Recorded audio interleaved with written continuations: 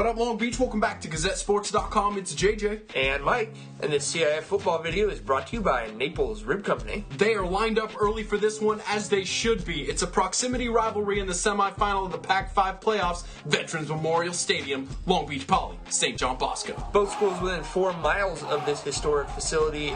The Braves trying to beat Poly for the first time in school history. Poly trying to get back to the CIF championship for the first time since 2008. This is a team that was 1-3 to start the season, and nobody had them in this semifinal. They are turned up to be here for sure. Head coach Raul Lara knows what it takes to win in big games like this. And over there at Bosco under Jason Negro, they're trying to learn how to win in big games like this. Well, and they've been doing it with a sophomore under center, Josh Rosen, the quarterback, having a great year, and some kids we know too. Nigel Hale, Chandler Lanou, and then Jaleel Wadood here, number 2, all former Lakewood Lancers, all now St. John Bosco Braves trying to win a ring. For the Jackrabbits, some kids you've seen this year. That's G-Mac, the center, leading an offensive line attack, Ty Tiedemann, the quarterback. But of course, it's these kids, Montesimola, Uga, and Gerard Wicks. The running backs have been so key this year. And did something change about you? Did you get a haircut? Is it glasses? Are you wearing glasses? It's gray. It's gunmetal. It's so clean. The combat grays looking phenomenal from Poly. Adidas really laced them up with the sick unis and a tip of the cap, JJ. Oh, absolutely. Day after Thanksgiving, still 11,000 strong at Vets for this game. Way to go, Long Beach. Way to show out. And of course, it's a big game. Gonna get big hits.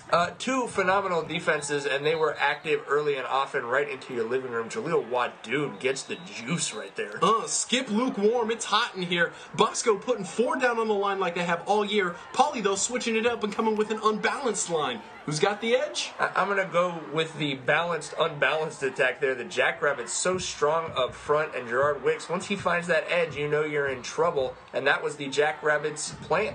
But he gets taken down to force a 4th and 6 here after a penalty. So Tiedemann moves his running back out there, trips left. He's going to roll that way, sets his back foot, though, to fire a laser to Stephen Derrick. That's a 15-yard pickup on 4th down. A few plays later, Wicks in from 5. That was a 12-play, 82-yard, 5+ minute touchdown drive. That's the kind of thing Poly wants to do to control the clock and establish some dominance early in this game. 3:33 left in the first. Rosen trying to get it going through the air early, setting the tone for the Braves, which was dropsies.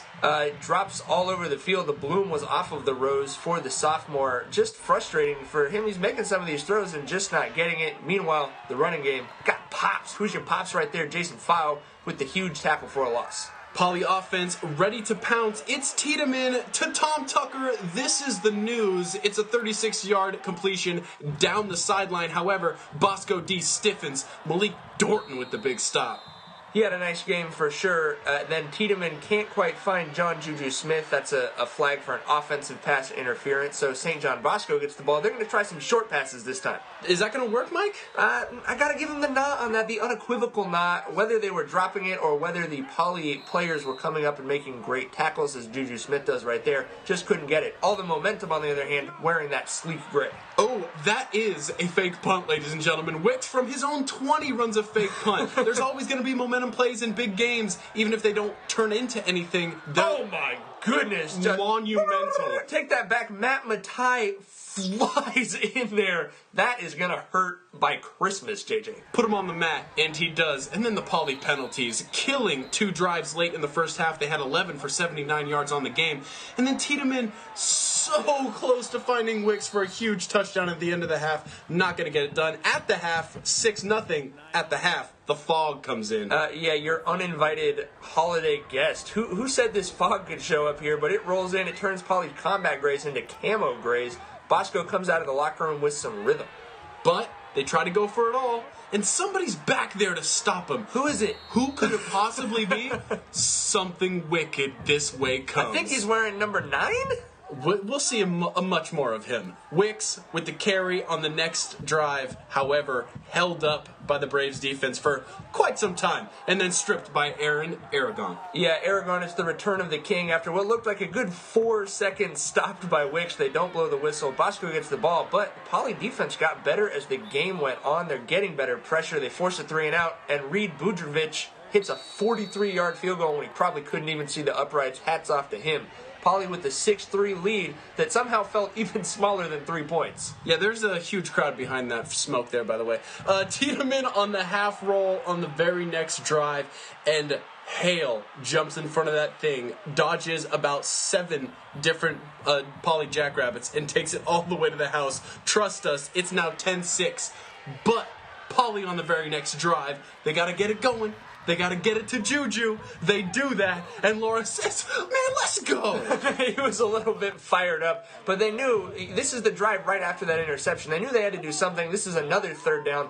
Wicks dives for it, and wow, by that much they get the 1st down. Jackrabbits with the momentum. Put your 4s up. It's the 4th quarter. 3rd and 14. Tiedemann to Juju. You got to look at this again. It's the tippy toe. The world finding out what we have always known. Juju Smith is a special player, and that's an incredible play from a junior. 2 plays later, he slides. Couldn't even see the release from his quarterback. 32-yard catch to go down to the goal line. Laura says, Ty, I really need 6 points right now. 15 plays, 76 yards, 7 minutes. Immediately following that pick 6, that's how you answer. It's 13-10 Poly. Trying to stay dedicated to run with the Braves. That's real nice. 20 carries, 50 yards. But, respect for trying to keep it balanced. Rosen finds Wadood, but he is short, and that's going to be 4th down. Elijah Lopez, that's why you have senior captains, though. He comes up and makes that play. So Bosco ball back with 4:17 left. They pick up a few 1st downs. However, this one, as Walker goes out of bounds, is going to set up 4th and a very long 7. So, Rosen, plenty of time back there, straight drop back, a great throw. But just another drop for the Braves on this night. I call this kid 30 for Poly Rudy. That's Roman Wyatt, who comes up and makes a great play. A defensive end out there in coverage to put the pressure on him. Bosco sitting down in the box, stuffing the run. Giggity. On the own 44, they force a 4th and about that much, yeah. And then Tiedemann just can't get that inch. So close. So it's going to be Braves ball, down 3, 1:39 left. Who's going to make the play? Offense or defense? Wouldn't you know it, Juju Smith with the deflection interception. He's going to keep running. You probably can't really see him. You don't really need to because you're going to remember him. Phenomenal play. He's a PT peer, baby. He absolutely took over this game. Incredible. Tiedemann going to take the knee. The improbable is never impossible.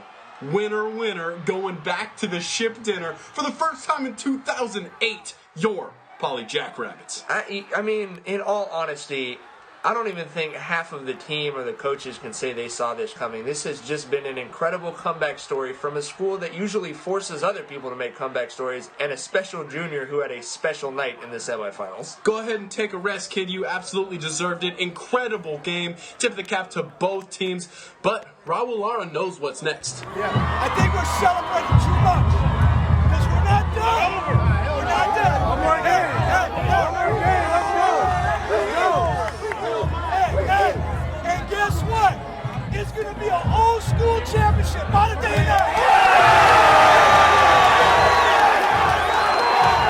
Laura knows getting to the championship redeemed this team, but a win in that championship means they'll be remembered forever. This video brought to you in part by McCarty's Jewelry, here for you since 1932. Poly Modern Day, Golden Domers gets the 3 stripes. I don't know what much more we can say right now to get you more fired up for this game. If you're not ready for a Poly Modern Day championship, then you must not be a high school football fan. We're going to have previews, features every single day leading up to that game because this is GazetteSports.com, and that's just what we do.